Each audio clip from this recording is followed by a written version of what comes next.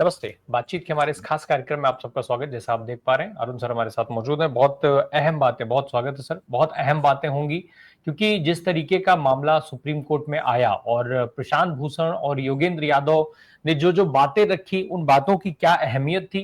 खास करके कुछ ऐसी चीजें निकल करके सामने आई जो शायद इस एसआईआर की पूरी गंभीरता पर एक तरफ से सवाल उठाती हैं, तो दूसरी तरफ जो देश में बाकी हिस्सों पे जब एसआईआर कराने की बात हो रही है, सुप्रीम कोर्ट भी उस पर कुछ नहीं बोला और देश में भी उसको लेकर के, हालांकि जो विपक्ष में बैठे दल हैं, उन दलों ने ऑब्जेक्शन उठाया है, लेकिन अब उनकी सुनवाई कितनी हो रही है ये सबको पता है।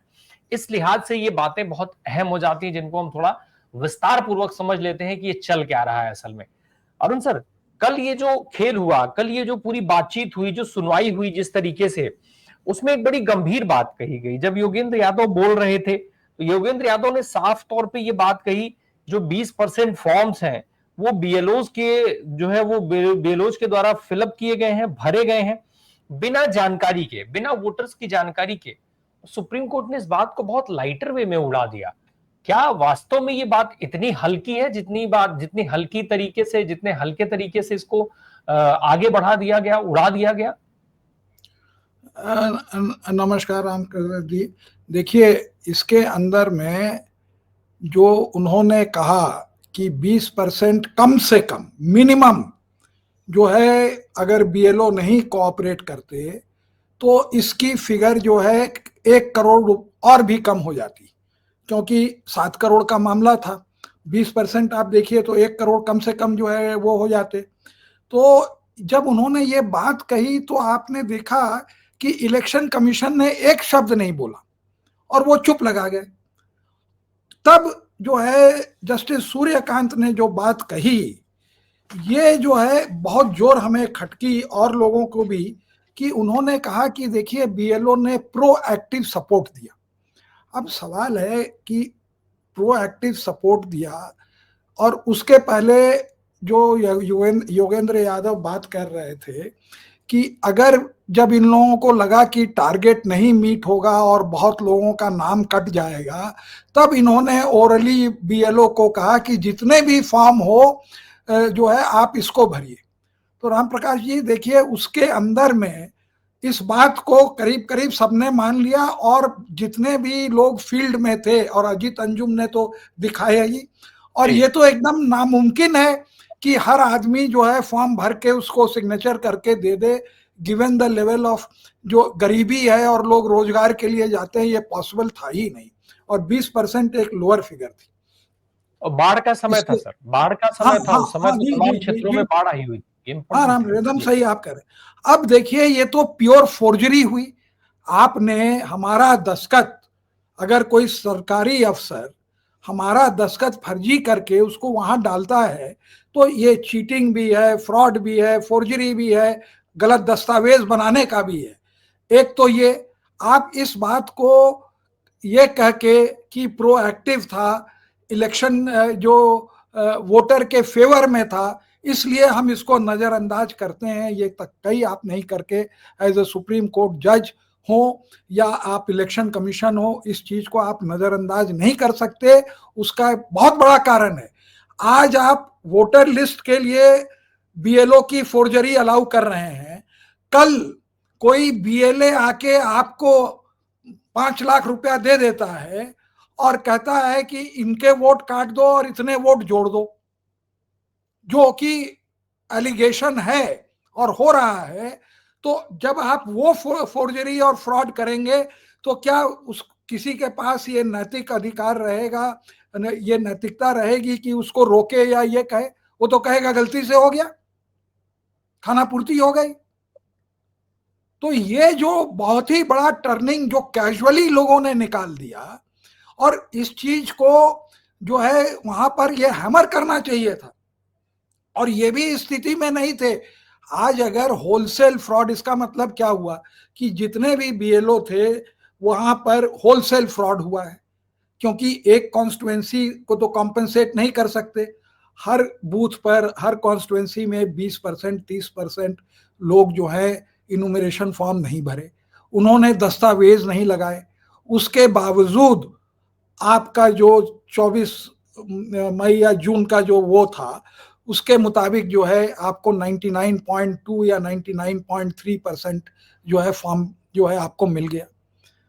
दूसरा, जो ये एक तो फ्रॉड को कंडोन करना, वो भी सरकारी लेवल पर होलसेल इलेक्टरल रोल में, ये जो है कोर्ट कतई नहीं कर सकता है और न करना चाहिए।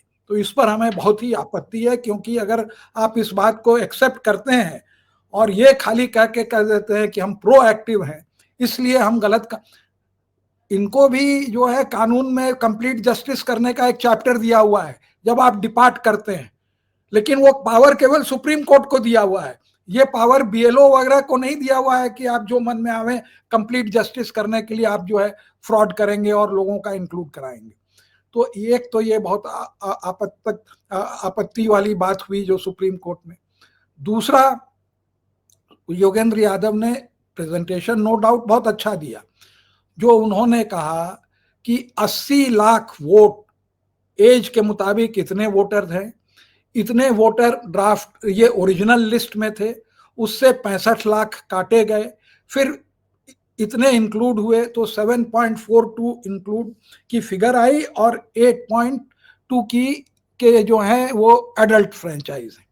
और कहे कि भाई 80 लाख वोटर का जो है इस लिस्ट से, सूची से पॉपुलेशन के मुताबिक नाम गया हुआ है, और इसके पहले ये फिगर कम थी। ये जो है जजों को जो है एकदम नहीं वो करता, चौंका रहा। मैं इसलिए इस संदर्भ में कर रहा हूं कि आज की जो गलत या सलत फिगर है, जो लोग फील्ड के अंदर में हैं, क्या वो पार्टी के वॉलंटियर हों या उससे कहीं ज्यादा तो जर्नलिस्ट लोग काम कर रहे हैं, रिपोर्टर्स कलेक्टिव इस तरह के लोग कर रहे हैं, तो वो तो हर जगह तो होंगे नहीं, हर स्टेट में उस तरह का काम करना। एक बार यहाँ पर जो है इनको फर्जीवाड़ा करके एसआईआर को तो आप मान लीजिए कि 99.9% जो है ये अलाउ होगा, और केवल बिहार के लिए नहीं, पूरे इंडिया के लिए इसलिए अलाउ होगा कि इस मामले को टालते गए बिहार में, जबकि चुनाव जो है आपके एकदम नजदीक आ गया। अब आपके पास कोई उपाय नहीं है, आप कौन से लिस्ट से, आज आप तो ये नहीं कह सकते कि आप जो है जनवरी वाली लिस्ट से जो है चुनाव करिए, आप ये भी नहीं कह सकते कि ड्राफ्ट वाली लिस्ट से आप चुनाव करिए, अब तो इसी लिस्ट से होगी। इसका मतलब फेट अकम्प्लाई हो गया, और इसका आप इम्प्लीकेशन पूरे इंडिया में समझिए। एक जगह आप इलेक्ट्रल के फर्जीवाड़ा करके आप जो है वहां से अभी जो बात आपने कही सर, इससे ऐसा नहीं लग रहा है कि जैसे सुप्रीम कोर्ट ने खुद ही अपने हाथ बांध लिए कि अब तो हमारे पास ऑप्शन ही नहीं रहा, हमें मजबूरी है हमारी कि हम उसी लिस्ट से, जो एसआईआर के बाद लिस्ट आ रही है, उससे हम चुनाव कराएंगे, और इसकी वजह बनी ये जो तारीख पे तारीख चल रही थी। अगर चुनाव की घोषणा के पहले ये सब कुछ कर दिया गया होता, इस पर फैसला आ जाता, तो आपके हाथ नहीं बंधे होते। ये आपका कहना एकदम सही है कि हाथ बांधे नहीं, जानबूझ के टाले। ये मैं नहीं कहता कि बाय इनोसेंस हुआ, बाय डिजाइन हुआ। आप याद करिए, देखिए वहां पर जो जजेस बैठते हैं ना, इतना उनको मालूम है, बहुत शार्प होते हैं, उनको अगर डिसीजन देना होता है तो इसी तरह से टालते हैं। आप याद करिए जस्टिस दुनिया ने क्या किया था, उन्होंने इश्यूज फ्रेम कर दी थी।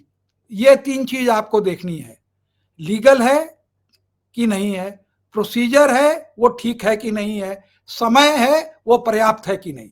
ये 3 चीज उन्होंने फर्स्ट डे, और अगली डेट कब रखी, ड्राफ्ट रोल के आने के 1 हफ्ता पहले की उन्होंने डेट रखी। अब ये देश की बदकिस्मत है कि वो रिटायरमेंट के वर्ष पर थे, वो बेंच बदल गई, और जब बेंच बदली तो वही स्ट्रेटजी अपनाई गई जो कि इलेक्शन कमीशन के अपॉइंटमेंट के ऊपर, जो हमारा केस 2024 से पेंडिंग है हाई कोर्ट, सुप्रीम कोर्ट में, और जब ज्ञानेश कुमार का अपॉइंटमेंट होने वाला था उस मामले को नहीं सुना गया, और आज जो है कोई सोच सकता है कि सुप्रीम कोर्ट जो है उस अपॉइंटमेंट को उल्टा कर देगी? सपने में भी अब नहीं होगा, लेकिन उस दिन तो होता ना, फरवरी में। तो ये जो आप कह रहे हैं कि हाथ तो अपने ही हाथ आप अपने आपको अगर हाथ बांधेंगे तो आप दूसरे को नहीं ना कह सकते हैं। हाँ, आपकी और इनकी गलती है कि इस बात को सारे वकीलों को कोर्ट में हैमर करना चाहिए था कि देखिए चुनाव आ गया है, you have to decide prior to that. ये कह के हमें बड़े अफसोस से कहना पड़ रहा है कि एक बार जो है, देखिए इंटेंशन में बी वेरी गुड। एक वो अंग्रेजी में कहावत है कि the path to hell is paved with well intention, with good intention. मतलब कि नरक का रास्ता भी जो है बहुत अच्छे इंटेंशन से वो है। आज वही बात होगी जो प्रशांत भूषण और योगेंद्र यादव जो है अरविंद केजरीवाल को जो सपोर्ट किया उन्होंने, और जिसका जो है खामियाजा आज तक हम लोग भोग रहे हैं, वह यही हो रहा है। इनको देश भाई, एक तबका उस लॉयर का था जो ये कहता था, हमें मालूम है कि हम लोगों को खाली लीगैलिटी पर रहना चाहिए, इज इट लीगल और नॉट। अब तो वो लीगल, अगर इलीगल भी है तो काटेंगे नहीं। अगर आज आप लीगल आर्ग्यूमेंट भी कर लीजिए तो ये चाह के भी, अगर मान ले इनका ओपन माइंड भी हो, तो ये भी ऑर्डर नहीं पास कर पाएंगे कि चूंकि बिहार में हो गया तो यहाँ का एसआईआर होने दो, हमारे पास कोई ऑप्शन नहीं है, हमने ना इस चुनाव को अगले और जहां भी है वहां पर हम इसको जो है कैंसिल करते हैं। और इसमें और भी गंभीर बातें थी। एक तो उसमें गंभीर बात थी कि 80 लाख वोटर, मतलब उसने कहा कि 10% वोटर के नाम इससे हटा दिए गए, और जो हमने 50 साल में एक इंक्लूसिव इलेक्टरल रोल बनाई थी वो आज जो है हमारे हाथ से निकल गई। दूसरी बात जो उन्होंने कहा कि जो परसेंटेज है, अनुपात जो फीमेल वोटर्स का है सेक्स रेशियो से, वो 934 से गिर के इसमें 870 या 874 आ गया। इसका मतलब ये दिखाता है कि as a percentage of electorate जो है सेक्स डिस्क्रिमिनेशन है माइक्रो लेवल पर, इसको कोई डिनाई नहीं कर सकता था। तीसरी बड़ी बात जो उसने कही कि सिमिलरली मुस्लिम्स का जो 17% पॉपुलेशन है, उसको हम 65 लाख वाली सूची का जो डिलीशन है उसमें 25% था उनका डिलीशन, और अभी जो 3 लाख से ऊपर जो डिलीशन हुआ है उसके अंदर में शायद उन्होंने 35% या कुछ कहा। तो इसका मतलब कि देयर इज जो इलेक्टरल रोल बना है वो दोनों तरफ से गलत बना है, फीमेल डिस्क्रिमिनेशन है और रिलीजन के नाम पर डिस्क्रिशन है। एक यही इतनी बड़ी बात थी कि जिससे कि इसको कैंसिल कर देना चाहिए था। लेकिन ये सारी जो है ऐसा हो रहा है कि ये मैनिपुलेट कर रहे हैं और इसको इलेक्शन कमीशन और कोर्ट कह रहा है कि वो ये तो बोनाफाइड मिस्टेक है और इस त्रुटि को जो है वो ठीक की जा सकती है। कहां से की जा सकती है? ये तो वोटर प्रोफाइल है ना, कि जिस पार्टी को कम मुस्लिम वोट अगर रहेंगे तो फायदा होगा, तो वही उसी के लिए तो ये किया जा रहा है। उसी पार्टी ने तो आपको अपॉइंट किया है, उसी लिए ये पूरी एक्सरसाइज हो रही है। तो ये सारी बात दिखने के बावजूद, मतलब कि एक जगह तो आपने अपना पूरा केस प्रूफ कर दिया और दूसरी जगह आपको कोई रिलीफ नहीं मिलने वाली है कि ठीक है ये अत्याचार हुआ तो हुआ, अब इसी पर आप कराइए। ये बात एक और चीज अरुण सर समझ ले जरा, जब बात बीएलओस की हो रही थी और जो जिस तरीके से, जिस आसानी से उसको पास कर दिया गया, क्या जब दूसरे राज्यों में होगा, जब एसआईआर कराने की भी तैयारी सरकार ने ऑलरेडी शुरू, इलेक्शन कमीशन ने ऑलरेडी शुरू कर दी है, अभी पश्चिम बंगाल टीम पहुंच भी गई सर, अब क्या दूसरे राज्यों में भी ये सारी चीजें फॉलो नहीं की जाएंगी? अपने हिसाब से बीएलओ बैठेगा, बीएलओ एक जगह बैठ करके फॉर्म भरेगा। अजीत अंजुम ने दिखाया था ना कि कैसे भाजपा कार्यालय में बैठ करके और बीएलओ जो है फॉर्म भर रहे हैं, भाजपा के लोग जो है वो बैठ करके फॉर्म भर रहे हैं। तो वही परिस्थिति दूसरे राज्यों में भी नहीं दिखेगी क्या, जब सुप्रीम कोर्ट से अगर इस पर कोई रोक नहीं लग रही है, सपोर्ट मिल रहा है एक तरीके से? तो नहीं, उतना जिस राज्य में भाजपा की सरकार नहीं है वहां पे ये उतना इसलिए नहीं कर पाएंगे कि ये जो ईआरओ और बीएलओ होते हैं, ये इनकी तनख्वाह इलेक्शन कमीशन नहीं देता है। इनका फुल टाइम वर्क जो है ईआरओ और बीएलओ का नहीं है, इनका पार्ट टाइम है। उसके लिए उनको ऑनरेरियम देती है इलेक्शन कमीशन। अभी चूंकि इन्होंने इतना बड़ा घपला उपला किया है तो ईआरओ का 30,000 कर दिया, असिस्टेंट ईआरओ का 25,000 कर दिया, जबकि उनको पहले कुछ नहीं मिलता था। अच्छा, बहुत फ्रॉड किए, बढ़िया किए, खूब काम किए, लो पैसा और ऊपर से जो कमाना है वो भी कमा लो। ये सैलरी की सैलरी और घपले का घपला, दोनों में कमाओ। और बीएलओ का भी जो बहुत कम होता था उनका भी 15,000 या 20,000 कर दिया गया, 5-7,000 होता था। तो सबको अक्रॉस तक वो मिला। दूसरे स्टेट में जैसे आप वेस्ट बंगाल में जाएंगे तो वहां पर तो ईआरओ और बीएलओ तो गवर्नमेंट का वो एम्प्लॉई है, तो वो गड़बड़ करेगा तो ममता दीदी जो है उनको जो है ठीक ठाक कर देंगी। अब वहां पर टसल चलेगा कि इलेक्शन कमीशन का जो वहां पर होगा आदमी पिट्ठू, वो अपनी धौंस जमाना चाहेगा। अगर उनका आदमी नहीं रहेगा, क्योंकि वो भी जो आईएएस होता है वो जनरली वेस्ट बंगाल काडर का होता है, तो उसको घूम फिर के फिर वहीं आना है। या वो ये सोचता है कि हम सेंटर में चले जाएंगे तो सेक्रेटरी बन जाएंगे, तो हम भी जो है धनखड़ साहब के तरह जो है पूरा एंटी तृणमूल कांग्रेस का स्टैंड लें और उसके बाद I will be duly rewarded. तो ऐसे भी लोग होते हैं। लेकिन वहां पर काडर इंप्लॉइज, उनका कोऑपरेशन इनको नहीं मिलेगा। तो वेस्ट बंगाल में जो ये धांधली बिहार की करना चाहते थे, और जो है ये ज्यादा नहीं 5-10% इधर उधर कर लिया इन्होंने। मैं ये बड़े कॉन्फिडेंस से कहता हूं, जो आंकड़े आए हैं उसमें इन्होंने कर लिया। वो जितने इनके अपने राज हैं सब जगह ये गड़बड़ करेंगे, एक्सेप्ट दोज 5 और 6 स्टेट्स जहां पर इनकी सरकार नहीं है, वहां छोड़ के ये सारे जगह करेंगे। और एक और फायदा, और देखिए होता क्या है कि आप कहते हैं अरे आप कहाँ सोए हुए थे, पॉलिटिकल पार्टी कहाँ सोई हुई थी, बीएलए ने क्यों नहीं काम किया, आप तो बीएलए को भी नहीं अपॉइंट कर पाते हैं।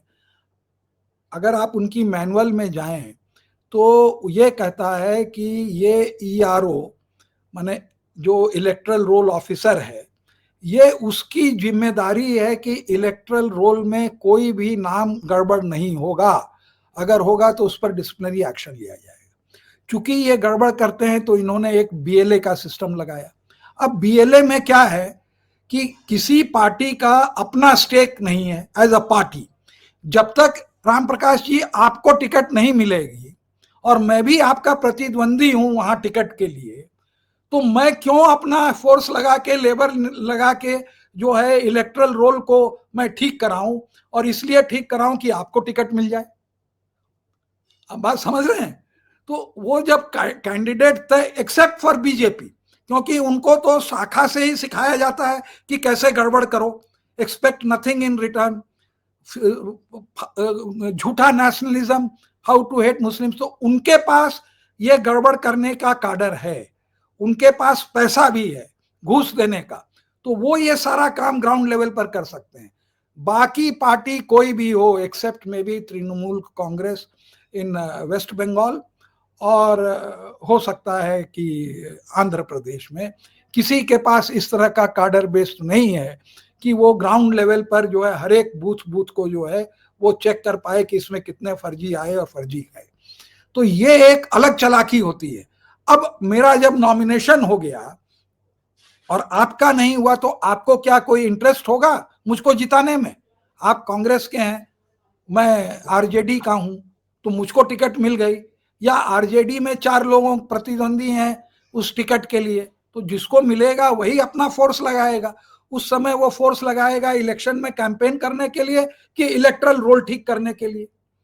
तो ये किसी की भी जिम्मेदारी जो है नहीं होती है, एक्सेप्ट वो लोग जो पुराने हैं, जो कि पूरे अपने कॉन्स्टिट्यूएंसी में 2-4 बार जीत चुके हैं, उनको पूरा उनके पास इंफ्रास्ट्रक्चर है, जिनको मालूम है। तो ऐसे लोग आप मैं करता हूं कि मुश्किल से 20-25% होंगे नॉन भाजपा के। तो इसलिए वहां भी कोई चेक एंड बैलेंस नहीं है। हम आपको पूरी उसकी प्रतिक्रिया बता रहे हैं कि क्यों नहीं होता है। और ये इलेक्शन कमीशन का ये नहीं कह सकती है कि आपका बीएलए क्या कर रहा था। अरे बीएलए को तो जब आप एमएलए को खरीद लेते हैं तो बीएलए क्या होता है खरीदने में भाई? नहीं, बीएलए को तो सर पहली बार इतनी हवा दी जा रही ना, इसके पहले बीएलए को कौन जानता था? बीएलए की बात तो तब होती थी जब पोलिंग होता था भाई, पोलिंग स्टेशन पर बीएलए की एक वैल्यू हुआ करती थी, अदरवाइज पूरे साल बीएलए को कौन पूछता था? उसको भी हम बूथ एजेंट कहते हैं, उसका नाम बीएलए नहीं है। वो बूथ पर जो तैनात होता है वो पोलिंग एजेंट होता है। पोलिंग एजेंट होता है, काउंटिंग एजेंट होता है, वो प्रत्याशी जो है जब तय हो जाता है तो वो नॉमिनेट करता है, उसका वो आदमी होता है। ये तो पार्टी में चूंकि पन्ना प्रमुख आरएसएस वाले ऑलरेडी गड़बड़ कर रहे थे, तो उस गड़बड़, आप इनिशियल फिगर देखिए ना, जब बीएलए की आई तो पता चला कि जो है भाजपा के की बहुत ज्यादा फिगर थी, 70-80 हजार थी फिगर। तो वो लोग तो ऑलरेडी उसमें ऑलरेडी कोऑपरेट कर रहे थे। तो मैं आपको भी ये अपॉर्चुनिटी देता हूं, आप क्यों, भाई दो स्टैंड हो सकता था कि बीएलए जो है हमारे कोई भी आसपास नहीं आएगा, ये जो बीएलओ जो सरकार का आदमी है या ईआरओ जो सरकार का एम्प्लॉई है, ये इंडिपेंडेंटली मतदाता की सूची तय करेगा। लेकिन चूंकि आउटसाइड इंटरफेरेंस चालू था और वो जरूरी था, क्योंकि उन लोगों को मालूम है कि कौन से मेरी पार्टी के वोट हैं और कौन से ऑपोजिशन के वोट हैं, तो वो कटवाते हैं मिलके। तो उनको इन्वॉल्व करने के, उनका इन्वॉल्वमेंट जारी रहे, तो आपने कहा कि आप भी अपॉइंट कर लीजिए।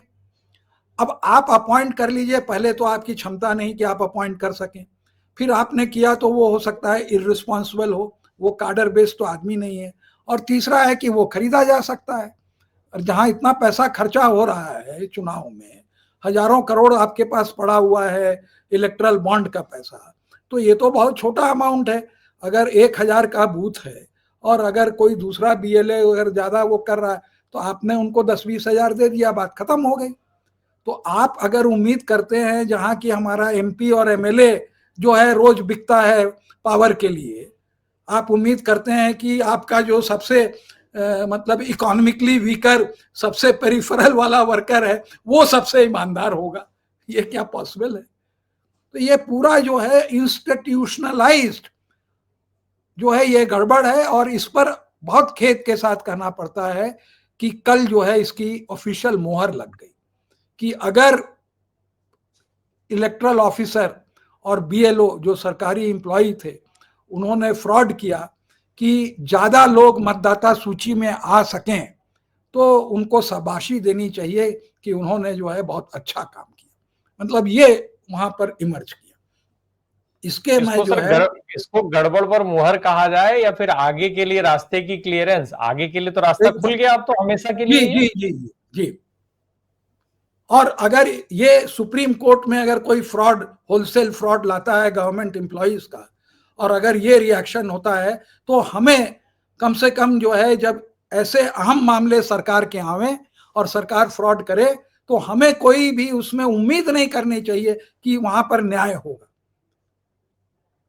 आप अगर सोचिए, जी जी, अगर अगर मान ले कि इसी पर जज का ये रिएक्शन होता, what do you mean 20% of the voters have been included by committing fraud?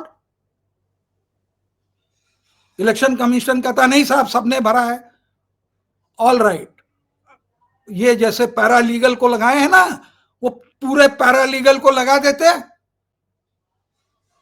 जो कि वहां पर कॉन्स्टिट्यूएंसी में जाके बूथ वाइज कहता कि तुमने फॉर्म भरे, नहीं भरे, तुमने भरे, अरे अजीत अंजुम की मदर ने फॉर्म नहीं भरा, बाकी तो छोड़िए।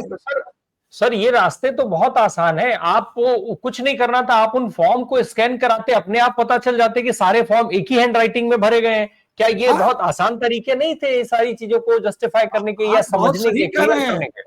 आप बहुत सही कह रहे हैं। जिस आदमी की नौकरी जानी चाहिए उसकी आप पीठ थपथपा रहे हैं।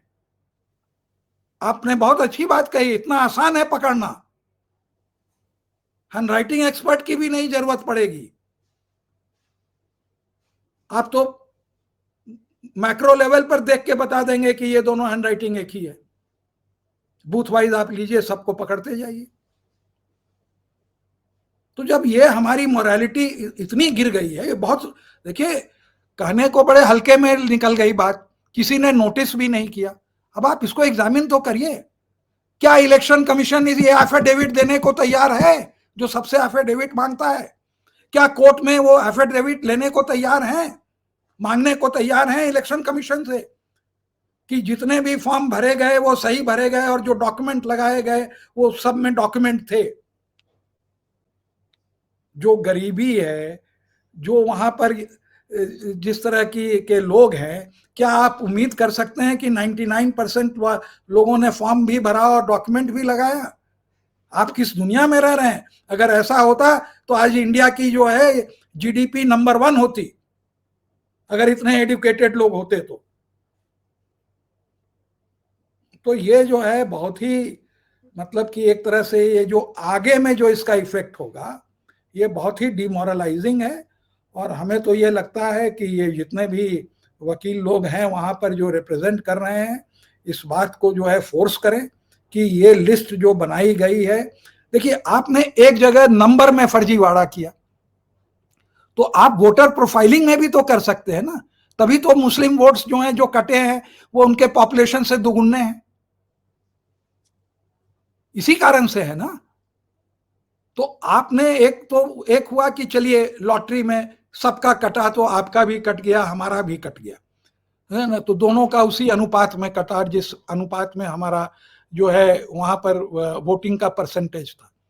दूसरा ये हुआ कि नहीं साहब, वो बीएलओ की जो है एक आंख खुली हुई थी, वो नंबर बढ़ा रहे थे, लेकिन साथ साथ ये भी देख रहे थे कि रिलीजन के बेसिस पर, ये कास्ट के बेसिस पर, अच्छा इसका नाम यादव है काटो, इसका नाम ये है काटो, ये भी हुआ है।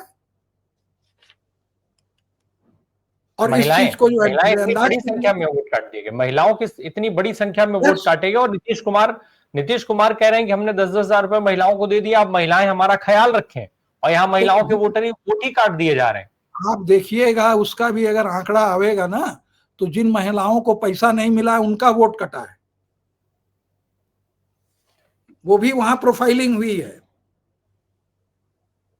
हमारे यहाँ डोमेस्टिक हेल्प है, उसके घर में 3 महिलाएं हैं, हमने पूछा एक को भी नहीं मिला है, ना उसकी मदर को मिला, ना उसकी वाइफ को मिला, ना उसकी देवरानी को मिला, किसी को नहीं मिला। तो ये भी वहां पर है कि भाई जो महिलाएं हमसे नाराज होंगी, यही बात मैं कह रहा हूं कि ये इनोसेंट नहीं कटा है। और एक और इनका देखिए रवैया कि पॉलिटिकल पार्टी तो कुछ बोल नहीं रही हैं, आप लोग हल्ला कर रहे हैं। अरे पॉलिटिकल पार्टी को में तो आप जो अपोजिशन का है उसको तो आप में विश्वास ही नहीं है, आपको फेथ ही नहीं है। वो अपना जाके वहां चुनाव संभालेंगे कि बैठ के यहाँ गिनेंगे। तभी तो आप देख रहे हैं कि रिपोर्टर्स कलेक्टिव और लोग जो है उस डेटा को एनालाइज करके ये दिखा रहे हैं कि देखिए ये ढाका कॉन्स्टिट्यूएंसी में जो है इन्होंने 78,000 मुस्लिम के, वो भी आप एक इंसिडेंट लीजिए, अटेम्प्टेड फ्रॉड था, क्यों नहीं जेल डाला उन्होंने? भाई चिट्ठी आपने दी तो अटेम्प्टेड फ्रॉड हुआ कि नहीं हुआ? आप उसमें जो है सफल नहीं रहे, क्यों? कि उसकी जो है पब्लिसिटी हो गई, रिपोर्टर्स कलेक्टिव ने उसको निकाल के दिखा दिया। तो ये जो गड़बड़ हो रहा है पूरा, और ये कोर्ट में भी आके दिखाया जा रहा है ओपन में, उसके बाद भी 2 चीज नहीं डिसाइड हो रही है कि क्या इस चुनाव आयोग के जो ऑफिसर्स हैं उसमें जनता को का और जो है ऑपोजिशन पार्टी का उसमें विश्वास है कि नहीं, ये आप नहीं डिसाइड कर रहे हैं। और दूसरा आप ये नहीं डिसाइड कर रहे हैं कि अगर 99% इलेक्टरल रोल बना भी, तब भी उसके अंदर में प्रोफाइलिंग करके कास्ट और जेंडर के कम से कम तो हमने देखे कि जो है सेलेक्टिव वोट कटे हैं कि नहीं। और अगर ये हुआ है तो चुनाव आयोग को कटघरे में they deserve to go to jail, क्योंकि वो कॉन्स्पिरेसी बीएलओ से लेके चुनाव आयोग के चीफ इलेक्शन कमिश्नर तक जाएगी, क्योंकि वो एक जॉइंट कॉन्स्पिरेसी। तो ये उसके जो है वो सब सारे इम्प्लीकेशन है जिसको कि अब बिहार को क्या सर, सीधे सीधे एक चीज समझ लूं आपसे लास्ट में, बिहार को अब कोई उम्मीद करनी चाहिए कि सब छोड़ दे उम्मीद बिहार से? क्योंकि अब जो कुछ हो गया, अब कुछ नहीं होगा। करनी एक ही चीज के ऊपर है कि जो युवा है जिनके कि 10 साल निकल गए और जिनका कोई फ्यूचर नहीं है, और जिनको कि वो कहते हैं ना कि वो रिलीजन का वो पिलाया हुआ है घुट्टी, इनको नशा जो है opium, religion is the opium of this thing. तो अगर उससे इनकी नींद खुली, और ये जो है 8% जो हार रहे हैं रिगिंग के कारण, अगर ये 7%, 8, क्योंकि आपने देखा जैसे इमरजेंसी के बाद इंदिरा गांधी के उसके खिलाफ में आप कितनी भी रिगिंग कर लेते तो एक वेव थी।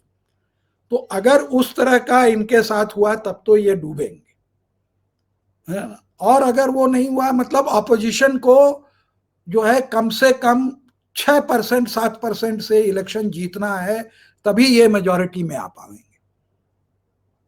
इसका ये इम्प्लीकेशन है बजाबते कि अब तो इस तरह की चोरी निकल रही है तो किसी को ईवीएम में भी अब विश्वास नहीं होगा कि अगर ईवीएम में ये चोरी कर सकते हैं तो ये चोरी करेंगे। सिंपल कंक्लूजन इज दिस कि ये जहां जहां चोरी कर सकते हैं वहां वहां चोरी करेंगे, इनकी कोई क्रेडिबिलिटी नहीं। तो वो तो अब जो लोग लड़ रहे हैं उनके ऊपर है, उसको कैसे ये डिसाइड करते हैं, कैसे रोकते हैं। आज भी अगर वो दबंग कैंडिडेट है और उसके पास 200-300 जो है वो फोर्स है पोलिंग डेट को, तो वहां वो देख सकता है कि भाई चुनाव में जो है ये गड़बड़ी कम से कम प्री पोलिंग लेवल पर नहीं हो। अगर गलत हुआ तो जो कट गया तो उसके बारे में ये कुछ नहीं कर सकते। लेकिन आज भी ये कह रहे हैं कि आप जुड़ सकते हैं, कुछ टाइम दिया है। तो ये निर्भर करेगा कि नॉमिनेशन के और उसके माने किस समय में पार्टी तय करती है। जैसे कि जन स्वराज ने अपने 51 कैंडिडेट डिक्लेयर कर दिए, तो वो 51 में वो अपना वो सूची लेके वो देखेंगे कहाँ कटा नहीं कटा। तो उसी तरह से अगर ये लोग अर्ली डिटेक्ट कर देंगे तो इनको कुछ समय मिल जाएगा इस पर भी ध्यान देने के लिए कि हर जगह जो है ये उसको देखें। क्योंकि आप भी जानते हैं, हम भी जानते हैं कि बहुत कम होता है कि कोई भी पार्टी पोलिंग एजेंट हर बूथ पर दे पाए।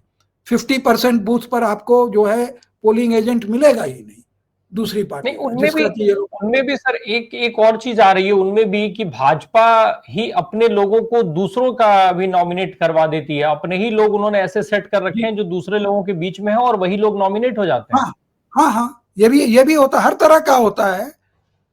खरीद लो, ये कर लो, कोई भी ऐसा घपला जो हो सकता है वो होगा।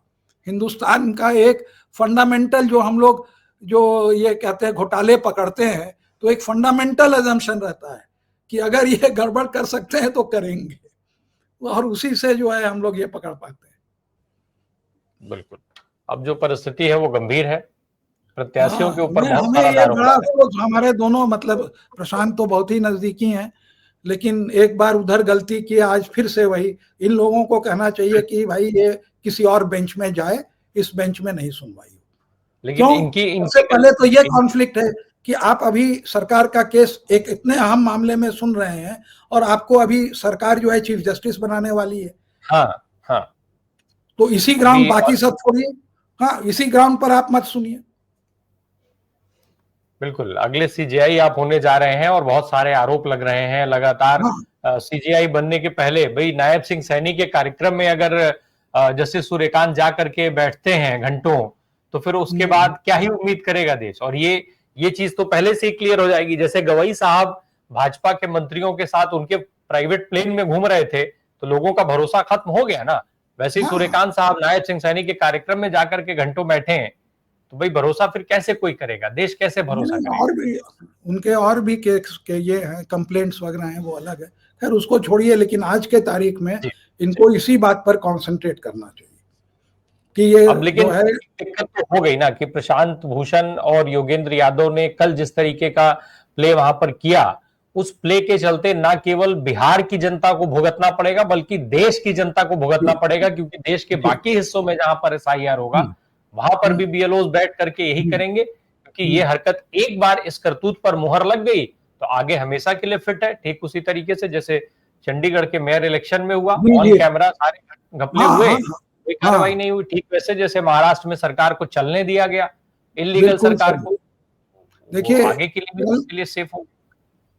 इस बात पर मैं खत्म करूंगा कि कल की हियरिंग का सबसे बड़ा सिग्निफिकेंस क्या था। दो चीजें, सबसे पहले जो योगेंद्र यादव ने लेख लिखा था, जो कि एक अंग्रेजी अखबार में एक सिलेक्टेड ऑडियंस ने पढ़ा था, उसको प्रशांत भूषण के कारण उनको, और होता कोई तो कभी भी वो मौका नहीं मिलता। मैं बड़े कॉन्फिडेंस से कह रहा हूं कि एक प्रशांत भूषण ही थे जो कि उनको मौका दे दिया गया कि ये फैक्ट्स पर कोर्ट को एड्रेस करें। वो फैक्ट को एड्रेस करने से वो सारी बातें जो है एक पूरे मतलब जो जानना चाहते हैं, जो इसमें रुचि लिखते हैं, तो एक वाइडर ऑडियंस में वो बात चली गई कि 2-3 तरह की जो है इसमें चुनाव में गड़बड़ी हुई, जो कि सारे बड़े ही व्यापक और भयानक गड़बड़ियां थी।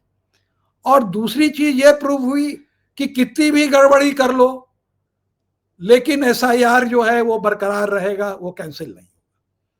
ये कल का ये 2 चीज वहां पर वो से थी, और ये दोनों ये दिखाती है कि समथिंग इज वेरी रॉन्ग, कुछ बहुत ही गड़बड़ है।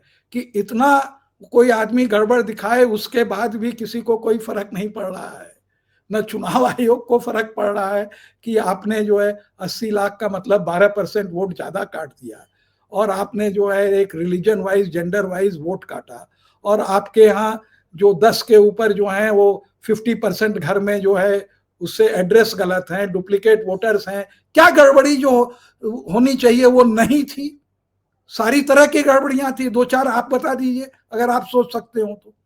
एवरी इमेजिनेबल घपला जो है उसके अंदर में। उसके बाद भी जो जो ज्ञानेश कुमार कहे वही सही, सुप्रीम कोर्ट मैं भी चुप रहूंगा, इसको होने दूंगा।